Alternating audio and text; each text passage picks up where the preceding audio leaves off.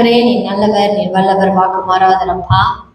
உண்மை சோதரிக்கிறோம், உமக்கு நாங்கள் மகிமை செலுத்துகிறோம், கனத்தை செலுத்துகிறோம். ஆவியானவரே ராஜா, இந்த நாளில் தாமே ஆண்டவரே இந்த வேத வசனத்தை அன்றை கேட்கறதுக்கு நீங்க எங்களுக்கு ஒரு சந்தர்ப்பத்தை கொடுத்ததுக்காக நாங்கள் நன்றி செலுத்துகிறோம் அப்பா. அன்றைய ராஜா, நான் அல்ல நீரே நீ மறைத்து வெளிப்படும்படியாக கூட நான் ஜெபம் பண்ணுகிறேன். அன்றைய பரிசுத்த ஆவியானவரே, உங்களுடைய வேதங்கள் ஆண்டவரே, உங்களுடைய வேத வாக்கியங்களை ஆண்டவரே நீர் எங்களுக்கு வெளிப்படுத்த போறதுக்காக நன்றி. நீ மறைத்து நீ வெளிப்படுத்துங்க எங்களை ராஜா. உங்களுடைய வார்த்தையை நாங்கள் கேட்கறது மாத்திரம் அல்லாம அதன்படி செய்ய நீங்க எங்களுக்கு கிருபை செய்யுங்க ராஜா. நாங்கள் அன்றைய எங்களுடைய வழிகளை எங்களுடைய கருத்துல ஒப்பு கொடுக்கிறோம். இந்த நாள் எங்களுடைய கருத்துல ஒப்பு கொடுக்கிறோம். எல்லாம் அல்ல இயேசு நாமத்துல ஜெபிக்கிறோம் நல்ல தகப்பனே. ஆமேன், ஆமேன், ஆமேன். ஓகே, இன்னைக்கு நாம பார்க்க போற பகுதி என்னன்னா 1 சாமுவேல் 2வது அதிகாரம்.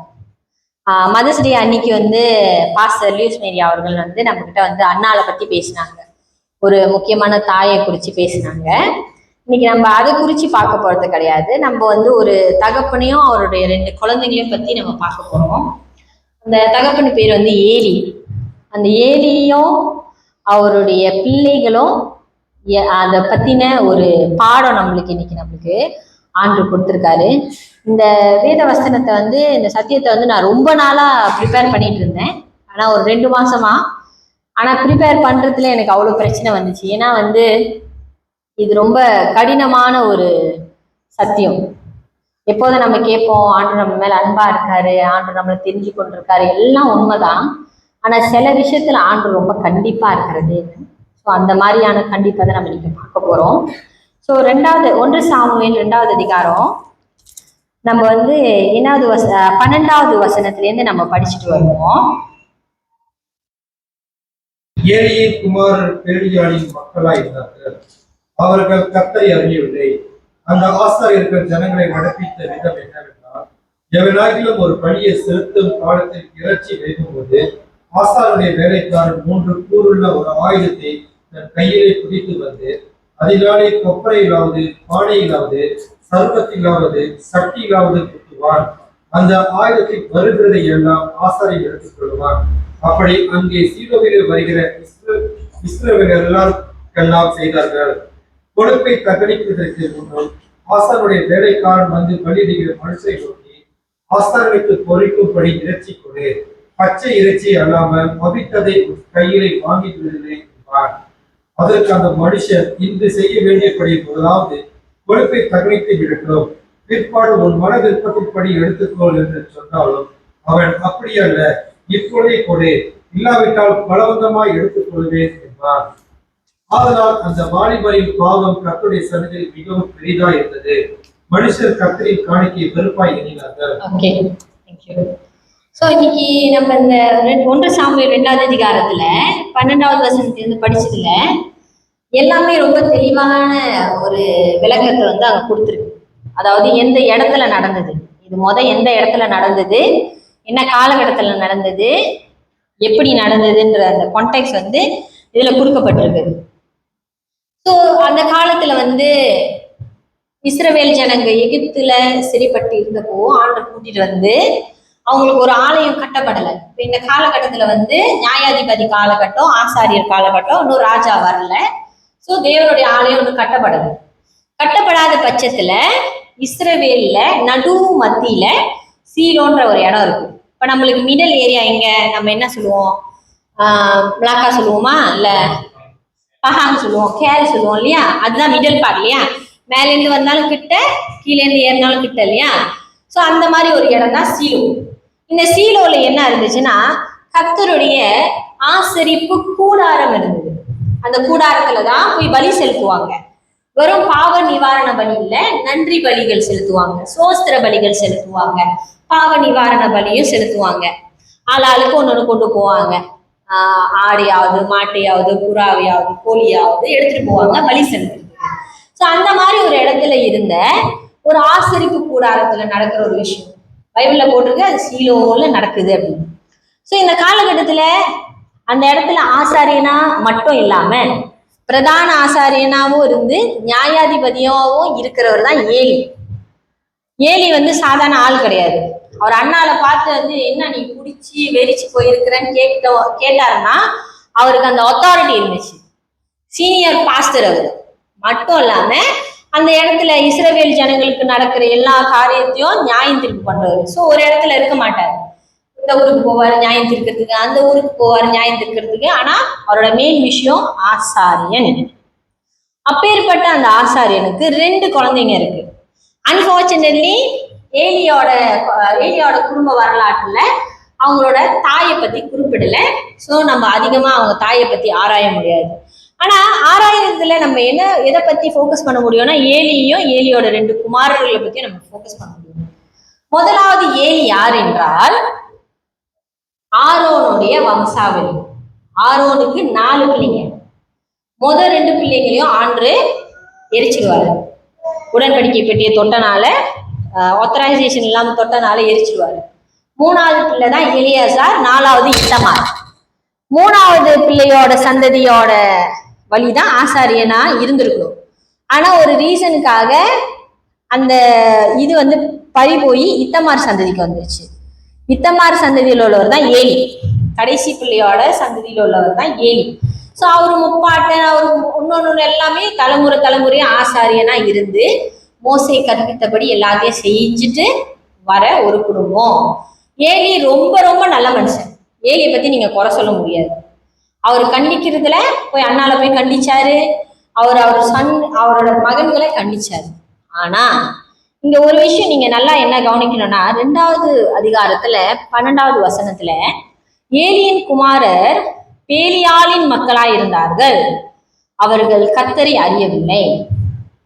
ஏலியின் குமாரரா இருக்கல, பேலியாளின் மக்களா இருந்தாங்க. அப்படின்னா என்னன்னா பொறுக்கி பசங்களா இருந்தாங்க. இங்கிலீஷ்ல அப்படிதான் போட்டிருக்கு, ஸ்கவுண்டல்ஸ்னு போட்டிருக்கு. ஸோ பொறுக்கி பசங்களா இருந்தாங்கன்னு வேதமே சொல்லுது. அப்ப ஆசாரியனா இருந்தா நீங்க கர்த்தரை அறியணும்னு அவசியம் இல்லை இல்லையா? அவங்க ஏலியின் குமாரர் மட்டும் இல்ல, அவங்களும் ஆசாரியர் தான். அவங்களும் தேவனுக்கு பணிவிடை செஞ்ச ஆசாரியர்கள். ஸோ அந்த ஆசாரியர்களா இருக்கிற பட்சத்துல அவங்க என்ன பண்ணலைன்னா கர்த்தரை அறியவில்லை. கர்த்தரை அறிகிற அறிவை அவங்க பெற்றுக்கொள்ளவில்லை. ஏனென்றால் அவர்கள் அதற்கு தங்களுடைய இருதயத்தை திருப்பல. முதலாவது ஒரு விஷயத்த நம்ம நல்லா தெரிஞ்சுக்கணும். ஆண்டு நம்ம கிட்ட பேச வரும்போதும், நம்ம கிட்ட அவர் உறவாட வரும்போதும் நம்மளுடைய இருதயத்தை நம்ம திறந்து கொடுத்தாதான் ஆண்டு வருவாரு. ஆண்டு ரொம்ப ஜென்யூனான கால். வாசப்படியில் நின்று கதவு தட்டுவேன்னு சொல்றாரு. நீ திறந்தா நான் உள்ள வந்து உன் கூட சாப்பிடுவேன், நீ திறக்கலையா நான் பாட்டுக்கு போயிடுவேன். கரெக்டா? அப்படியாப்பட்ட ஒரு விஷயத்துல இவனுங்க என்ன பண்ணல, ஆண்டருக்கு இருதயத்தை திறந்து கொடுக்கல. அதனால அவனுங்க ஆண்டரை பத்தி அறியலன்னு அவனுங்க கர்த்தரோட ஊழியத்தை செய்யாம இருந்தானுங்களா? இல்ல, செஞ்சானுங்க. ஏலி பிரதான ஆசாரியன் ஆயிட்டாரு. அவருக்கு ரொம்ப வயசாச்சு.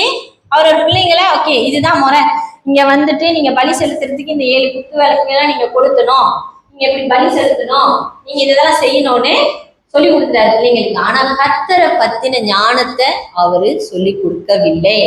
அதனால என்ன நடந்துச்சுன்னா, அந்த ஆசாரியர்கள் ஜனங்களை நடப்பித்த விதம் என்னவென்றால், எவனாகிலும் ஒரு பலியை செலுத்தும் காலத்தில் இறைச்சி வேகும் போது ஆசாரனுடைய வேலைக்காரன் 3 கூறுள்ள ஆயுதத்தை தன் கையிலே பிடித்து வந்து, அதாவது இவனுங்க 2 பேரும் ஆசாரியனா இருக்கானுங்க, இவனுங்க வரல, இவனுங்க வேலைக்காரனுங்க வந்து கையில வந்து ஒரு ஸ்டாப்ஸ்டிக் எடுத்துட்டு வந்து, இன்னும் வந்து அந்த பலி வந்து முடியல, அந்த பிரேயர் முடியறதுக்கு முன்னாடியே சாப்பாடு நடுவில் நீ எனக்கு பச்சையா கொடு, நீ பச்சையா கொடுத்து நீ அவிச்சு கொடுத்தீங்கன்னா நான் எடுத்துக்க மாட்டேன் அப்படின்னு சொல்லி பச்சையா குடிக்கிட்டு போயிடுவானுங்களாம். ஸோ இது வந்து ஜனங்களை சோரம் போக வச்சுச்சு. இப்ப நம்ம பண்ற காரியம், நம்ம நடந்துக்கிற விதம், நம்ம பக்கத்துல இருக்கிற நம்மளுடைய அயலான வந்து இடர் உண்டாக்குனா என்ன பண்ணணும், அவனை கல்லை கட்டி கடல்ல போடணும். அதுதான் ஆண்டு இயேசு சொல்லியிருக்காரு. பாவம் மன்னிப்பு கொடுக்குற இயேசு என்ன சொல்லியிருக்காருன்னா, ஒருவனை எனக்கு இடர் உண்டாக்கினா என்ன பண்ணணும், கல்லை கட்டி கடல்ல போடணும், நீ உயிரோடு இருக்கிறத சாவுறது பெற்று. ஸோ இந்த காலகட்டத்துல இவனுக்கு இப்படி பண்ணிட்டு இருக்கும் போது இஸ்ரவேல் ஜனங்க இடரல் அடைகிறானுங்க இவங்களோட செயலை பார்த்து. ஏன்னா அக்கிரமம் அது மட்டும் பண்ணல, அவனுங்க இன்னும் அதிகமான அக்கிரமம் பண்ணிட்டே தான் இருக்கானுங்க. சேர்ச்சிக்கு வர பொம்பளை பிள்ளைங்க கூட தப்பா நடந்துக்கிறது, தவறா நடந்துக்கிறது, இது எல்லாத்தையும் அங்க இருக்கிற இஸ்ரவேல் ஜனங்க பாக்குறாங்க. பார்த்து அவனுக்கால முடியல, அவனுக்கு வெறுத்து போகுது.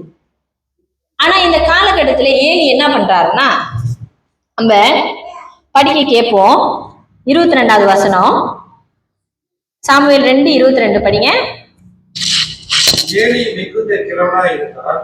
அவன் தன் குமாரன் இஸ்ரவேலுக்கெல்லாம் செய்கிற எல்லாவற்றையும் அவர்கள் ஆசாரிப்பு கூடாரத்தில் கூட்டம் கூடுகிற ஸ்திரீகளுடைய சைனிக்கிறதையும் கேள்விப்பட்டு அவர்களை நோக்கி, நீங்கள் இப்படிப்பட்ட காரியங்களை செய்கிறது என்ன?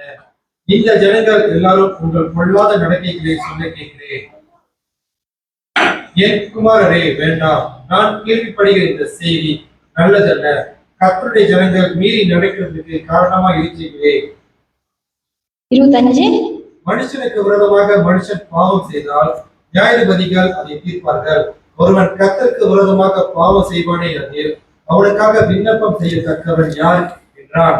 அவர்களோ தங்கள் தகப்பன் சொல்லி கேளாமல் போனார்கள். அவர்களை சங்கரிக்க கர்த்தர் சித்தமாய் இருந்தார். அல்லேலூயா.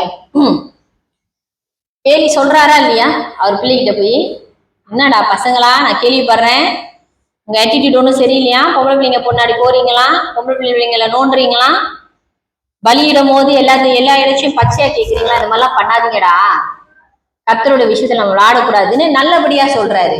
ஆனா அந்த சொல்ல அவனுங்க கேட்காமல் போனானுங்க. ஏன் கேட்காம போனானுங்கன்னு நான் ஒரு விஷயத்துல ஆராய்ஞ்சு பார்த்தேன். இப்ப இந்த விஷயத்த ஏலி கிழவனா இருக்கும் போது அந்த பசங்களுக்கு எப்படி ஒரு 40 வயசு ஆயிருக்குமா, 30-40 வயசு ஆயிருக்கும், வாலிபனுங்களா ஆயிருப்பானுங்க இல்லையா.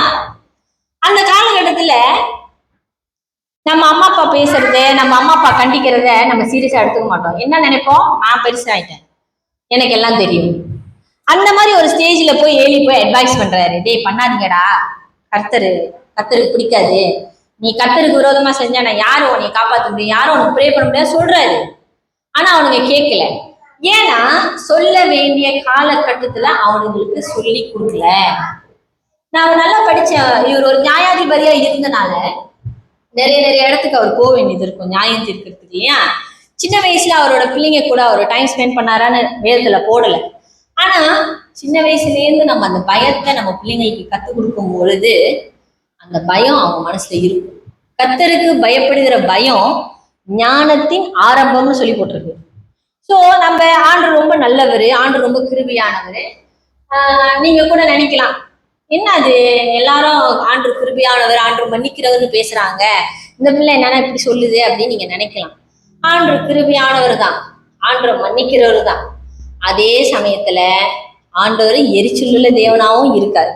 அந்த தேவன் மாறல, நேற்றும் இன்றும் என்றும் மாறாத தேவன். அவர் நம்மளுக்காக மறிச்சாரா, நம்ம பாவத்தை மன்னிச்சாரா, நம்மளை விடுதலையாக்கினாரா, அதோட நம்மளை ஏத்துக்குவாரு. ஆனா நம்ம ஆண்டவருடைய வார்த்தையை கேட்காம சில விஷயத்த மீறி நடக்கும் பொழுது ஆண்டவர் இரக்கம் உள்ள தேவனா இருக்க மாட்டாரு. ஏன்னா வேதத்துல இயேசு சொல்றாரு, நீங்க என்ன பாவம் செஞ்சாலும் அது உங்களுக்கு மன்னிக்கப்படும், பரிசுத்த ஆவியானவரை துக்கப்படுத்தினீங்கன்னா உங்களுக்கு மன்னிக்கப்படாது.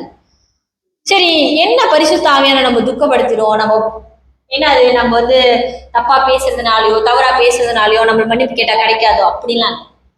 பரிசுத்த ஆவியை துக்கப்படுத்துற விஷயம் என்னன்னா, பரிசுத்த ஆவியானவர் வந்தது நியாயத்தையும் நீதியும் குறித்து கண்டித்து உணர்த்த வந்தார். அந்த கண்டித்து உணர்த்து வந்த பரிசுத்த ஆவியானவரை நம்ம எதை செய்யறதுனால துக்கப்படுத்துறோம்னா, திரும்ப அவர் என்னென்ன காரியத்தை குறிச்சு கண்டிக்கிறாரோ, என்னென்ன காரியத்தை குறித்து நம்ம கிட்ட நியாய தீர்ப்பு பண்றாரோ அதை நம்ம திரும்ப பண்றப்போ ஆண்டவர் பரிசுத்த ஆவியானவர் துக்கப்படுகிறார். சோ அந்த பாவம் நம்மளுக்கு மன்னிக்கப்படாது. சோ இங்க என்ன நடக்குதுன்னா, அவங்களுக்கு திரும்ப வார்னிங் கிடைக்குது. Just because they are pastors children, பாஸ்டரோட பிள்ளைங்க அப்படின்றதுக்காக நியாய தீர்ப்புலாம் இல்லாம இருக்காது. பாஸ்டருங்களுக்கே பெரிய நியாய தீர்ப்பு இருக்கு, அப்ப பாஸ்டர் பிள்ளைங்களுக்கு அதோட பெரிய நியாய தீர்ப்பு இருக்குன்னு வேதத்துல போட்டிருக்கு. யாக்கோபுல சொல்லியிருக்கு, நீங்க அதிக ஆக்கினை உங்களுக்கு உண்டாக கூடாதுன்னு சொல்லி தயவுசெய்து பாஸ்டர் ஆகாதீங்கன்னு யாக்கோபு சொல்றாரு. So just because pastors children அவங்களுக்கு நல்லது நடத்துறோம், கர்த்தர் எல்லாத்துக்கும் சரிசமமானவர் தேவனா இருக்காரு. சோ இங்க என்ன நடக்குதுன்னா, அவனுங்க பாவம் பண்றானுங்க, பாவம் பண்ணிக்கிட்டே தான் இருக்கானுங்க. அப்போ ஒரு தீர்க்கதரிசி அனுப்புறாரு 2வது அதிகாரத்துல நம்ம படிச்சோம்னா, நீங்க வீட்டுல போய் படிங்க.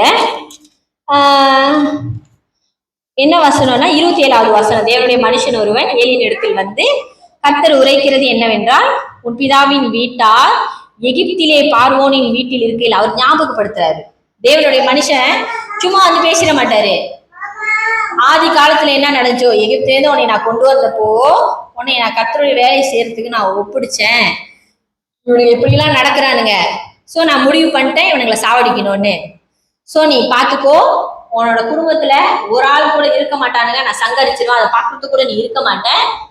உன்னுடைய சந்ததியில வர பின்னாடி வரவன் கெஞ்சுவான் வந்து எனக்கு ஏதாச்சும் வேலை கொடு, ஆசரிப்பு கொடு. இப்ப அவனுக்கு ஆசாரியங்க எல்லாத்தையும் அவனுக்கு எடுத்து செய்யற ஒரு பொசிஷன்ல இருக்கானுங்க. ஆனா ஆண்டவர் என்ன சொல்றாருன்னா, ஒரு காலத்துல உன் சந்ததி வந்து என்கிட்ட கெஞ்சும் எனக்கு வேலை கொடு அப்படின்னு சொல்லி, எனக்கு ஏதாச்சும் வேலை கொடுன்னு. ஸோ அதே மாதிரி நடக்குது. 4வது அதிகாரத்திலையும் இன்னும் அவனுக்கு அப்படிதான் இருக்கானுங்க. ஒரு சாமுவேல் வளர்றான், சாமுவேல் வளர்ந்து ஒரு காலகட்டத்துக்கு போறான், அது வரைக்கும் அவனுக்கு அப்படிதான் இருக்கானுங்க. பெலிஸ்தருக்கும் யூதர்களுக்கும் 2 நாடுக்கும் சண்டை வருது. இப்ப ரொம்ப ஃபேமஸா இருக்குல்ல, என்ன வேலைலாம் ஏறி சண்டை. அதே மாதிரி அந்த சண்டை வந்து இன்னும் இருந்துகிட்டே தான் இருந்துச்சு அந்த காலத்துல. பெலிஸ்தர்னு ஒரு ஜாதிக்கும் யூதர்களுக்கும் சண்டை வரும்போது இவனுக்கு என்ன நினைக்கிறானுங்க, நம்ம கடவுளோட உடன்படிக்கை எடுத்துட்டு போனா நம்மளுக்கு வெற்றி வந்துடும். இன்னொரு ஆச்சரியமான காரியம் என்னன்னா, பெலிஸ்தர்களும் பயப்படுறானுங்க. எகிப்திலிருந்து தப்பு வச்ச கடவுளுக்கு எதிராக நம்ம எப்படி சண்டை போடுறது அப்படின்னு சொல்லி அவனுக்கு பயப்படுறானுங்க. ஐயோ இந்த கடவுள் கொண்டு வரானுங்க, இந்த கடவுள் நம்மளை ஜெயிச்சிருவாரு, நம்ம ஒண்ணும் பண்ண முடியாது கூக்குரல் இடுறானுங்க. ஆனா ஒரே ஒரு சம்பவத்தினால இஸ்ரவேலோட ஜெயம் பறிபோனது. என்னன்னு பார்ப்போம். 1 சாமுவேல் 4வது அதிகாரம் 4வது வசனம் படிங்க. அப்படியே கேருபீன்களின் மத்தியிலே வாசமாயிருக்கிற சேனைகளின் கர்த்தருடைய உடன்படிக்கை பெட்டி எடுத்து வர ஜனங்கள் சீலோவுக்கு சொல்லி அனுப்பினார்கள். அங்கே ஏலியின் 2 குமாரராகிய ஒப்னியும் பினெகாசும் தேவனுடைய உடன்படிக்கை பெட்டி நிலையில் இருந்தார்கள். ஆமென். ஏலியோட குமாரன்னு சொல்றல, அந்த 2 பேரோட பேரு ஒப்னியும் பினெகாஸ். ஏலி வயசானவரா இருக்காரு. ஏலியால உடன்படிக்கை பெட்டியை கொண்டு போக முடியாது. 2 பேர்த்துக்கும் சண்டை நடக்குது. சண்டை நடக்கும் போது பெட்டியை யார் கொண்டு போறா, அதே பாவம் பண்ண அந்த 2 குமாரர்கள் தான் கொண்டு போறாங்க. எங்க இருந்து? கர்த்தருடைய ஆசரிப்பு கூடாரம் கேரளா இருக்கா, எக்ஸாம்பிள் கேரளா இருக்கா, சீலோவில் இருக்கு. சீலோல இருந்து அந்த யுத்தம் நடக்கிற பார்டருக்கு கொண்டு போறானுங்க. மேபி மிளாக்கா பார்டருக்கு எடுத்துட்டு போறானுங்க, தூக்கிட்டு போறானுங்க. அது வரைக்கும் அவங்க உயிரோட தான் இருந்தானுங்க. என்ன ஆச்சுன்னா, அந்த யுத்தத்துல யூதர்கள் அன்னைக்கு ஜெயிக்கல, சரி மாதிரியான தோல்வி. ஏன் தெரியுமா? ஆண்டவருடைய கோபம். நான் இந்த வசனத்தை படிக்கும்போது எனக்குள்ள ரொம்ப பயம் வந்துச்சு. ஏன் ஆண்டவரே இவ்வளவு கோவம், நீங்க ரொம்ப மன்னிக்கிற தேவனா ஆச்சே, நீங்கதான் மன்னிச்சிருக்கீங்க அப்படின்னு நான் கேட்டேன். ஒரு நல்ல ஊழியக்காரனோ ஒரு நல்ல தலைவனோ தன்னுடைய ஜனங்களை சோரப்படுத்த விடக்கூடாது. நம்ம ஒரு இடத்துல நிக்கிறோம்னா நம்ம அந்த இடத்துல வந்து கரெக்டான ஒரு சாட்சியா நிக்கணும் இல்லையா? அவனுங்க அது செய்ய தவறுனால இஸ்ரவேலர்கள் இடரல் அடைந்தாங்க. இந்த மாதிரி வேதத்துல நம்ம நிறைய எக்ஸாம்பிள் பாக்குறோம். அவங்களோட எண்டிங்லாம் ரொம்ப நல்லா இருக்காது. எக்ஸாம்பிள் கிதியோன், அவ்வளோ பேரை முறியடிப்பான், எல்லாத்தையும் ஜெயிச்சிருவான். அப்புறம் போய் ஜெயிச்சுட்டு கடைசி சண்டையில இந்த பொன் கடுக்கணுங்களை கொண்டு வாங்க அப்படின்னு சொல்லி ஒரு ஏபோத்து ஒரு சிலையை உண்டு பண்ணோன்னே இஸ்ரவேல் ஜனங்க சிலையை போய் வணங்குவானுங்க. அப்புறம் சாமுவேல தான் அடுத்த ஆண்டவர் சூஸ் பண்ணுவாரு. அவரோட ஊழியக்காரனா இருக்கிறது. அவர் ரொம்ப நல்ல மனுஷன், ஏலி மாதிரியே இருந்தாரு, நியாய தீர்ப்பு பண்ணாரு, கர்த்தர் சொன்னதை அப்படியே போய் சொன்னாரு. தாவீதுகிட்டயும் சரி சவுலுகிட்டயும் சரி, கர்த்தருக்கு நீ கீழ்ப்படியில என்னால உன்னை பார்க்க முடியாது, நான் போறேன், இனிமே நான் உன்னை பார்க்க மாட்டேன்னு சொல்லிட்டு போனவர் தான். திரும்ப சவுலை பார்க்கவே இல்லை. அப்பேற்பட்ட ஊழியக்காரனோட பிள்ளைங்களும் என்ன ஆனாங்கன்னா, அவனுங்களும் இதே மாதிரிதான் இஸ்ரவேல் ஜனங்களுக்கு குடைச்சல் கொடுத்தாங்க. அன்டில் என்ன ஆச்சுன்னா, இஸ்ரவேல் ஜனங்க எனக்கு ராஜா கொடுங்கன்னு சொல்லி கேட்கிற அளவுக்கு வந்துட்டாங்க. ஸோ நம்ம வளர்க்கப்படுற விதம், நம்மளுடைய சந்ததியை வளர்க்குற விதமும் ரொம்ப இம்பார்ட்டன்டான ஒரு விஷயம்.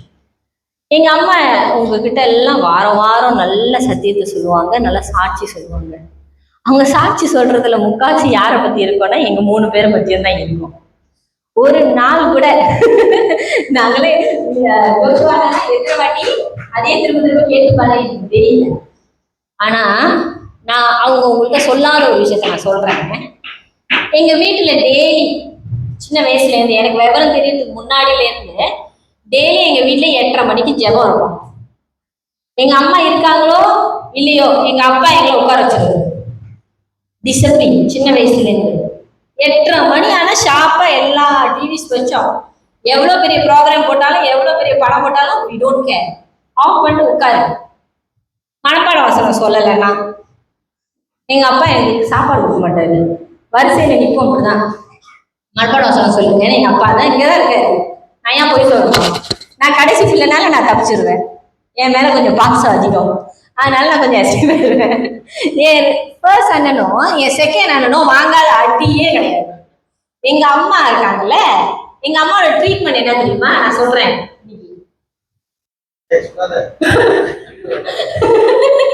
ஊசி மிளகா இருக்குல்ல, ஊசி மிளகா இருக்குல்ல, பிச்சு கண்ணுல வச்சு தேய்ச்சிடுவாங்க. ஆண்டு உண்மையா சொல்றேன், இது நடக்கும். இது நடந்துச்சு. அது ரொம்ப தின்னா வருது. நானும் ஜோவேலன் தான். ஸோ கண்டிப்பு ரொம்ப முக்கியம். 8:30 மணி ஜெபம்னா 8:30 மணிக்கு நாங்கள் அங்கே இருப்போம். எங்களை பழைய சேர்ச்சில் வந்து நாங்கள் ஒரு சேர்ச்சுக்கு போயிட்டு இருந்தோம். 8:30 மணி சர்வீஸ்னா 6 மணிக்கெல்லாம் எந்திரிச்சு கிளம்பி நடந்து போவோம். எங்களுக்கு சில டைம்ல வீட்டில் எங்கள் வீட்டுக்கு டிரான்ஸ்போர்ட் கூட அனுப்ப மாட்டாங்க. இங்கேருந்து சாம்பார் இருந்து இங்கே வரைக்கும் நாங்கள் நடந்து போவோம். எங்க அண்ணன் நடந்து போயிருக்காங்க, 2 பேர் நடந்து போயிருக்காங்க. ஏன்னா மியூசிக் வாசிக்கணும்னு. ஏன்? டிசிப்ளின். கர்த்தருக்குள்ள அந்த பயம் எங்களுக்கு தெரியாது. எங்களுக்கு இந்த அளவுக்கு சத்தியம் தெரியாது. நாங்க சின்ன வயசுல இருக்கும்போது, ஆமா, எங்களுக்கு சின்ன வயசுல சத்தியம் அவ்வளவு தெரியாது. ஆனா எங்களுக்கு ஒண்ணு தெரியும், ஜெபம் பண்ணல இன்னைக்கு நாங்க செத்தோம் அப்படின்னு. ஜெபம் பண்ணல எங்க அப்பா எங்களை வெளுத்து விட்டுருவாரு, எங்க அம்மா எங்களை வெளுத்து விட்டுருவாங்கன்னு எங்களுக்கு தெரியும். விடவே மாட்டாங்க. அவர் ஒருத்தரையும் விட மாட்டாருன்ற மாதிரி எங்க வீட்டுல எல்லாரையும் உட்கார வச்சு ப்ரே பண்ணுவோம். இந்த காலகட்டத்துல நம்ம ரொம்ப மாடர்னைஸ் ஆயிட்டோம். நம்மளுக்கு நிறைய விஷயங்கள் நம்மளுக்கு கிடைச்சிருக்கு, ரொம்ப கம்ஃபர்டபுள் ஆயிட்டோம்.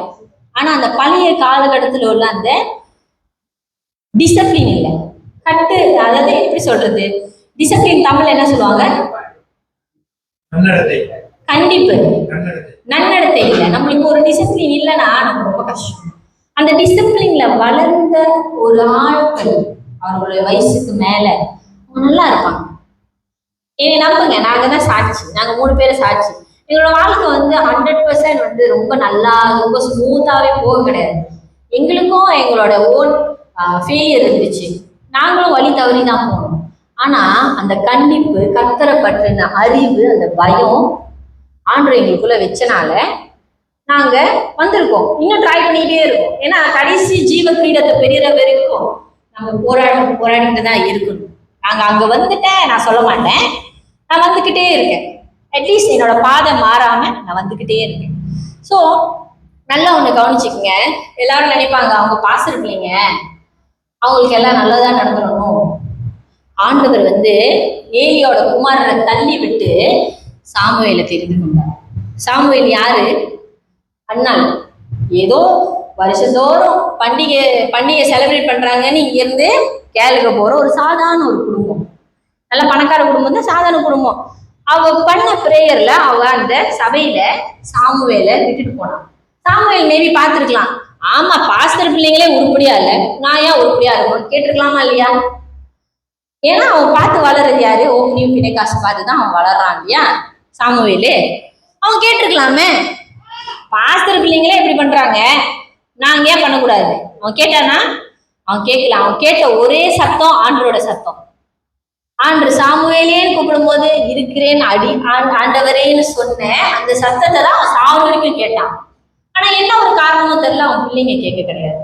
ஸோ நான் இன்னைக்கு ஏன் இந்த சத்தியத்தை உங்க முன்னாடி எடுத்து பார்த்தேன்னா, நான் நிறைய பைபிள் வாசிக்கும் பொழுது ஆண்டு நிறைய விஷயத்த வந்து காமிப்பாரு. இவ்வளோ நாள் படிக்காத விஷயத்தெல்லாம் நம்ம வந்து படிச்சு தெரிஞ்சுக்குவோம், அதை வெளிப்படுத்துவார் நம்மளுக்கு ஆண்டவர். வெளிப்படுத்துறதுக்கோ நான் ஒண்ணு யோசிச்சேன். நான் ரொம்ப நன்றி சொல்றேன். என்னோட பேரண்ட்ஸ்க்கு, எங்க அம்மா அப்பாவுக்கு நான் ரொம்ப நன்றி சொல்றேன். எங்களுக்கு ரொம்ப பீஸ்ஃபுல்லான ஃபேமிலிலாம் இல்லை. எல்லா வீட்லயும் நடக்கிற மாதிரி சண்டை நடக்கும், சச்சரவு நடக்கும், பிரச்சனை நடக்கும், எல்லாமே இருக்கு. எல்லாத்தையும் கடந்துதான் நாங்க வந்திருக்கோம்.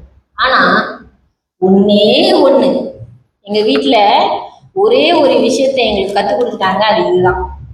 இதை கத்துக் கொடுத்துட்டனால எப்படியோ தத்தா புத்தா நழைச்சு பிடிச்சிட்டு ஒரு வழியா ஆண்டவர்கிட்ட வந்து சேர்ந்துடணும். நாங்க போற அந்த நித்திய ஜீவனுக்குரிய அந்த கிரீடத்தை பார்த்து ஓடுறதுக்கு எங்க வீட்டுல எங்களை ப்ரிப்பேர் பண்ணிட்டாங்க. இன்னைக்கு நான் ஏன் வந்து இத உங்ககிட்ட சொல்றேன்னா, உங்களுக்கும் பிள்ளைங்க இருப்பாங்க, உங்களுக்கும் ஃபேமிலி இருப்பாங்க. நம்ம ஒரு விஷயம் தெரிஞ்சுங்க, இந்த உலகத்துல வாழ போறது ரொம்ப கொஞ்ச காலம்தான். 50 வயசு, 60 வயசு, இன்னும் நிறைய விஷயம் நடக்க இருக்கு. ஒரு ஆள் ரெண்டு ஆள் மாவு அரைச்சிட்டு இருக்கும்போது ஒரு ஆள் காண போற விஷயம்லாம் இன்னும் நடக்கல. ஓகேவா? எடுத்து கொள்ளுப்படுதல் நடக்கல. இன்னும் வந்து பஞ்சகாலம் வரல. நிறைய விஷயத்துக்கு முன்பதாகவே நம்ம குடும்பத்தை நம்ம சரிப்படுத்தி அழகா ஒரு செடி நடும் போது பக்கத்துல முள்ளுக்கெல்லாம் வந்து அந்த முள்ளெல்லாம் அப்படி வெட்டி விட்டுட்டு அழகா அந்த செடியை நட்டு அது அது அது கனியை பார்க்கும் போது எவ்வளவு நல்லா இருக்கும் தெரியுமா? உள்ள விதைக்குள்ள இருக்கும்போது ரொம்ப கஷ்டமா இருக்கும். என்னடா வளரலையேன்னு தோண்டி தோண்டி பார்த்தா விதை வளராது. மண்ணுக்குள்ள புதைச்சு போட்டு தண்ணியை ஊத்தி செடி சுற்றி இருக்கிற செடியெல்லாம் வெட்டி வெட்டி வெட்டி புல்லெல்லாம் வளரும். புல்லெல்லாம் வெட்டி விட்டு பண்ணிருக்கீங்களா? செடி நட்டுருக்கீங்களா? யார் செடி நட்டுருக்கா? எல்லாம் நட்டுருக்கீங்களா? எவ்வளவு கஷ்டம் செடி நட்டுறது. ஒரு பழத்தை பார்க்கணும்னா எவ்வளவு கஷ்டம், ரொம்ப கஷ்டம். ஏன் கஷ்டம் தெரியும்னா, எங்க அப்பா எங்களுக்கு நாங்க தோட்டத்துல போய் வேலை செஞ்சு எங்களுக்கு அஞ்சலி கொடுப்பாரு. அதனால எங்களுக்கு தெரியும். சோ நாங்க போயிட்டு அந்த புல்லெல்லாம் முடுங்குவோம். சில புல்லு வரவே வராது, சில புல்லு ரொம்ப ஸ்டபன். அதே மாதிரிதான் நம்ம பாவமும். சில பாவங்கள் நம்மளுக்குள்ள இருக்கிற அந்த பாவங்கள் ரொம்ப ஸ்டபனான பாவங்கள், வராது, அவ்வளவு சீக்கிரம் போவாது. ஆண்டவரே உபவாசம் பண்ற ஆண்டவரை நான் ஜெபம் பண்றேன், ஏன் என்னால இந்த பாவத்துல இருந்து வெளியாக்க முடியல, ஸ்டபன். ஆண்டவர்கிட்ட நம்ம ஒப்பு கொடுக்கணும், ஆண்டவர்கிட்ட நம்ம கொடுக்கணும். நம்ம பிள்ளைங்களையும் சரி, நம்ம சந்ததியாரையும் சரி, நம்மளை சுத்தி இருக்கிற எல்லாரையும் நம்ம ஆண்டவர்கிட்ட கொடுக்கணும். ஏதோ உங்க கண்ணுக்கு தப்புன்னு பட்டுச்சுன்னா நீங்க போய் சொல்லணும், பாருங்க நீங்க தப்பு பண்றீங்க, இதெல்லாம் செய்யக்கூடாது. எங்க அம்மா இப்ப வரைக்கும் சொல்லுவாங்க, நாங்க ஏதாச்சும் தப்பு பண்ணோம்னா, நாங்க தவறா பேசணும்னா இன்ன வரைக்கும் எங்க அம்மா அப்பா எங்களை நிப்பாட்டுவாங்க. எனக்கு 31 வயசு ஆகுது, எங்க அண்ணனுக்கு 37, அவங்களுக்கு 34 வயசு. நாங்களாம் வளர்ந்த அடால்ட்ஸ். இருந்தாலும் இந்த நாள்ல நாங்க ஏதாச்சும் தவறா பேசினா கூட எங்க அம்மா அப்பா என்ன சொல்லுவாங்கன்னா, ஏய் பேசாத, அந்த மாதிரி அம்மால பேசக்கூடாது ஜெரோமி, ரொம்ப தப்பு அப்படின்னு சொல்லுவாங்க. சோ ஒரு விஷயம் தப்பு, அந்த கண்டிப்பு தான் இந்த காலகட்டத்துல ரொம்ப குறைவா இருக்கு. நான் இல்லைன்னு சொல்ல மாட்டேன், ரொம்ப குறைவு. நம்மளுடைய பிள்ளைகளை வந்து நம்ம கண்ணின் மணியை போல எப்படி நல்லா பாத்துக்கிறோமோ அதே மாதிரி ஆண்டருக்குள்ள நடத்துறது ரொம்ப அவசியம். ஆண்ட ஊழியத்துக்கு வந்து பாட்டு படிக்கிறேன், தம்பரன் வாசிக்கிறேன், ட்ரம் வாசிக்கிறேன் அப்படின்னு மட்டும் இல்லாம கர்த்தரை பத்தி அறிகிற அறிவை நம்ம தெரிஞ்சுக்கணும். அது ரொம்ப இம்பார்ட்டன்ட். எல்லாமே ஓகே, எனக்கு இந்த தாளந்து இருக்கா, நான் அந்த தாளந்த 10 ஆக்கணும்னா ஆண்டு ரொம்ப சந்தோஷப்படுவாரு. பட் உண்மையுள்ள ஊழியக்காரனா நம்ம இருக்கணும். நம்ம அந்த டிசிப்ளினை நம்மளுக்கு மட்டும் இல்லை, நம்மளுடைய சந்ததியாருக்கும் நம்ம எடுத்துட்டு போகணும். யாராரு வீட்டுல இன்னும் ஜெபம் பண்ண ஆரம்பிக்கல, ஒரு நாள் வாரத்துல ஒரு நாள் உட்கார வச்சு ஃபேமிலி கூட ஜெபம் பண்ணுங்க. பிள்ளைங்களுக்கு கர்த்தரை பத்தி சொல்லி கொடுங்க. கர்த்தர் யாரு, கர்த்தரை புடிச்சுக்கோ, மனுஷனை நம்பாத. நான் இப்ப வரைக்கும் சொல்றேன், யாரையுமே நம்பாதீங்க. என் அம்மா, என் அப்பா, என் அண்ணனுங்க இருக்காங்க, யாரையுமே நம்பாதீங்கன்னு தான் நான் சொல்றேன். ஆண்டவரை நம்புங்க. ஆண்டு கரெக்டான ஒரு விஷயத்தை ஆண்டு நம்ம கொடுப்பாரு. ஆனா அதுக்குன்னு ஆண்டு மன்னிச்சிருவாரு. ஆண்டு ரொம்ப நல்ல மனுஷன், அவர் நல்லவர் தான். ஆனா பரிசுத்த ஆவியானவரை நீங்க துக்கப்படுத்துனீங்கன்னா அதுக்கு மன்னிப்பு கிடையாது. அப்ப பரிசுத்த ஆவியானவரை எப்படி துக்கப்படுத்துறது? திரும்ப திரும்ப அதே வேலை. ஆண்டு ஒரு விஷயத்த உணர்த்துறாரா, ஏய் பண்ணாத, அதுதான் நான் பண்ணுவேன், அது பரிசுத்த ஆவியானவரை துக்கப்படுத்துற ஒரு செயலா இருக்கு. நான் நிறைய வேதத்துல நிறைய பேரை பார்த்தேன். அது ரொம்ப ஆச்சரியமான ஒரு மனுஷன் வந்து யாருன்னா தாவீது. ஒரே ஒரே வசனம் நம்ம கடைசி அந்த வசனத்தை பார்ப்போம். 1 ராஜாக்கள் 1ஆம் அதிகாரம் 6வது வசனம். 1 ராஜாக்கள் 1:6.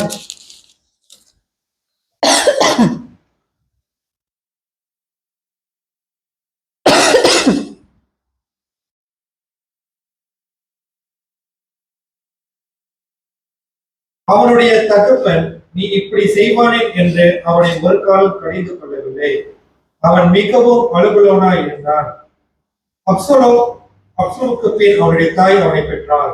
ஓகே, இது யாரை பத்தி சொல்றாருன்னா, யார் கடிந்து கொள்ளவில்லைன்னு சொல்றாருன்னா, தாவீது அவரோட பிள்ளைய கடிந்து கொள்ளவில்லை.